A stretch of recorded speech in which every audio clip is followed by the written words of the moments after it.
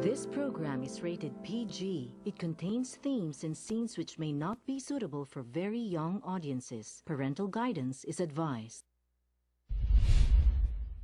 Be advised that the views and opinions of the hosts and guests do not reflect those of the station.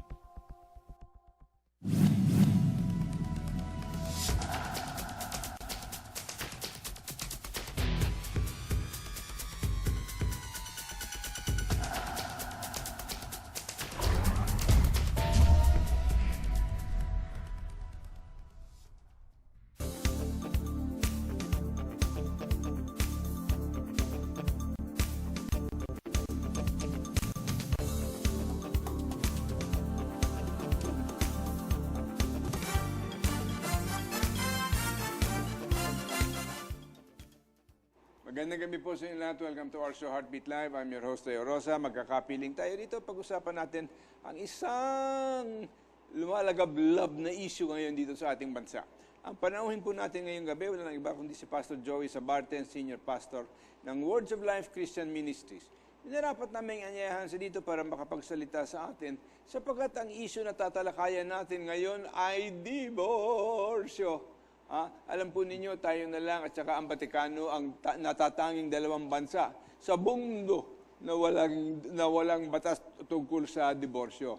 At ito ay matagal na pinagtatalunan, pero ngayon, meron ng bersyon na pinasa on second reading dito sa 17th Congress, yan sa mababang luklukan ng Kongreso, no? In the lower house. It's already passed, been approved second reading. It must still pass third reading, and then it has to go to the Senate for another 3 readings before the law can be approved. Then dadalhin pa yan sa bicameral committee to work out the differences because somebody has to also sponsor that bill, and probably somebody will in the Senate. So welcome Pastor Joey, salamat, or Pastor Joseph, at salamat na nakadalo ka dito. Alam po ninyo, ang gusto natin pag-usapan ang diborsyo, ngayon, ang mahalaga siguro gawin natin, hiwalayin natin dalawang bagay. Ano yung legal at ano yung moral. Okay. Kasi parang sumasagot sa dalawang ilog ang kasal eh. Di ba? Swims in both rivers. Yes. Masasabi natin. Alright, umpisahan natin first from a moral standpoint. Not that it is ano. How would you define in your idea marriage? Is it an expression sa banal na kasulatan, no? Ito ba yung expression ng kung ano ang ideal na dapat mangyari? Or is this a law that, or a rule or a moral code that can apply to human beings as being human? Well, una sa lahat, no, we have to understand na when God created Adam and Eve, what He said was, go and multiply. Okay? And the legal basis for that would be through marriage. Okay? The only way you can express that would be through marriage. Other than that, of course, we'd get into adultery and all of that. Yeah, but that's, in other words, utos ng Panginoon yun. Yes, definitely. Now, there are other things about marriage in terms of its purpose aside from procreation.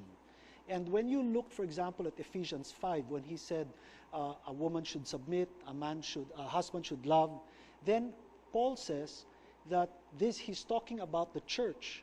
Okay? In other words, part of the purpose of God is to reflect the relationship of Jesus and the church, not just so you can have kids and multiply and fill the earth. Yeah, in other words, many times in the teachings about marriage, it's put in an almost sexual context. Yes. Yes. So, as a matter of fact, in God's dealing with Israel, for example, Israel is either called a wife or a whore. Yes. So dito natin nakikita that even the love of God for man and man's love for God is almost expressed in quasi-sexual terms. Like, for example, when you start reading the Song of Solomon, some people say, oh, nako, one of the most erotic books of Scripture yan, di ba? And when you examine it thoroughly, especially in terms of its original language, the translations are a little bit tame. Yeah. in terms of the reality of what is being correct. said Hebraically. So dito natin makikita na, in the first place, sino ba gumawa ng sex? Well, God obviously. Ah, God is hindi, the creator of our That's bodies. not very clear na ang tao tinatanaw na your sexual urges and sexual capabilities was created by God for a good purpose. Definitely. Now, what they're saying here and what is wrong with some of the teachings, sabi nila, no? Ewan ko ikaw sa ayon dito, na ang layunin lang ng sex is for procreation. I don't agree, not after you read the Book of Solomon. Yes. It Because is that one of the talks purposes. it talks of sexual desire, Yes. and not just a man pursuing it, but the woman pursuing The it woman- as well. Because she's also a sexual creature Correct. with sexual desires. All right. So dito natin makikita na when we start talking of marriage, it's a very narrow definition of sexual attitudes, but does not take into consideration or does not mention some of the other forms of sexual desire, except by inference, such as in the Book of Solomon. Yes. So dito natin makikita ngayon, pag sinabi mo na God created marriage for procreation, and then just realign the others and other purposes, ay magtatanong ang tao, ano kaya yung other purposes? Yeah. Well, definitely, for procreation is one. You know, it's not wrong. It's definitely one, but it's not the only. See? Are there other things that are not wrong? There are other things that are not wrong, like to simply, for example, if we talk about sex, to have sex between a husband and a wife, obviously your own wife, no, not somebody else's wife. Oh. With your own wife, that is legitimate, even if, let's say, it is not for the purpose of having more kids. Alam mo, ang problema dito, and this is the difference between the years when you grow up and the years when I grew up. Naalala ko noon na sinasabi niya ngayon, naalala ko isang professor ko doon na who was supposed to be very holy.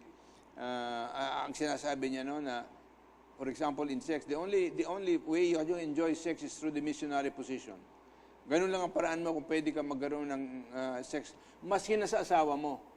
But the issue that comes up here is, why is the attempt there to make sex pleasure wrong? I think maybe because it's almost what you might call a carnal desire, because it is fleshly. Well, wait. So what if it's carnal? It's No, created exactly. by God. It is created. Doesn't So make it's it not bad. wrong. It doesn't make it wrong.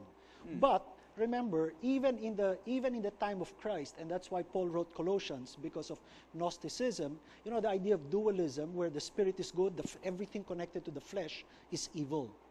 And that's why you have, for example, certain religions where the spiritual leaders are not allowed to get married, because sex is evil.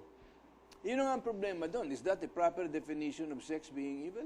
No, I don't think so. Because I think what Paul tries to teach is that every person, including man and all men, must be able to control their sexual desires and expressions. Yes.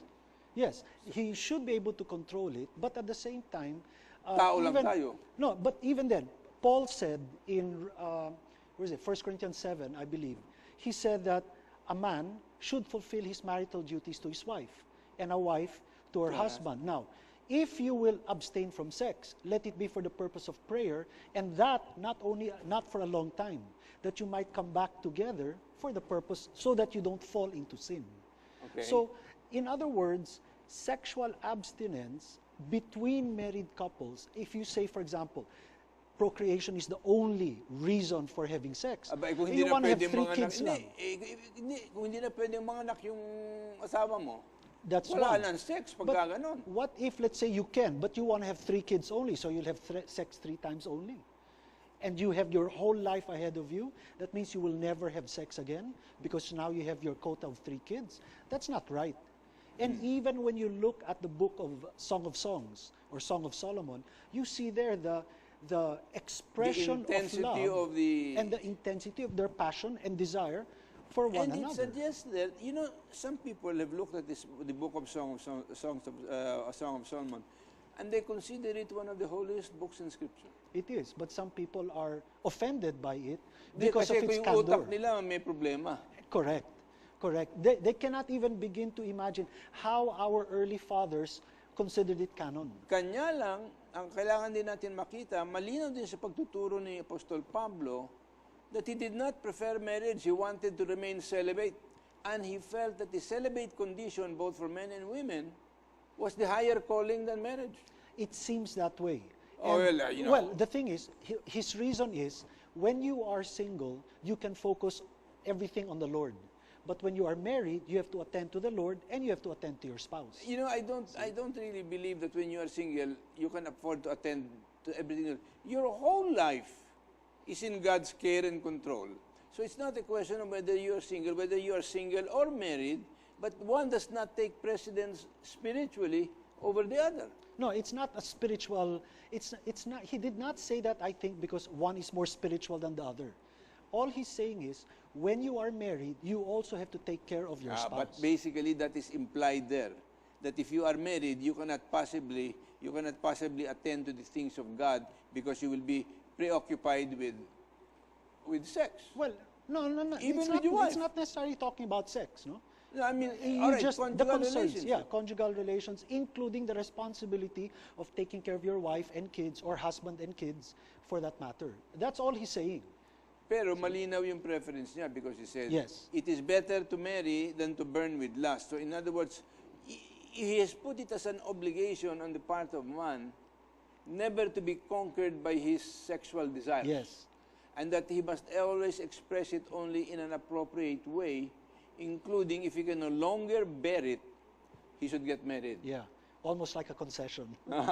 Oh, pwede ka na makasawa because otherwise, you will just succumb to temptation. Yes. And I think human experience suggests na talagang madalas nangyayari yan. Now, it's interesting that there is nothing or not much in Scripture that says, it tells you how you deal with your wife and a wife deals with her husband, but it doesn't talk about situations where the relationship has become so dysfunctional that it represents and can represent a danger both to husband and to wife and to the children. Yes. The Bible seems to be somewhat silent in that respect. But the fact of the matter is, marriages do break down.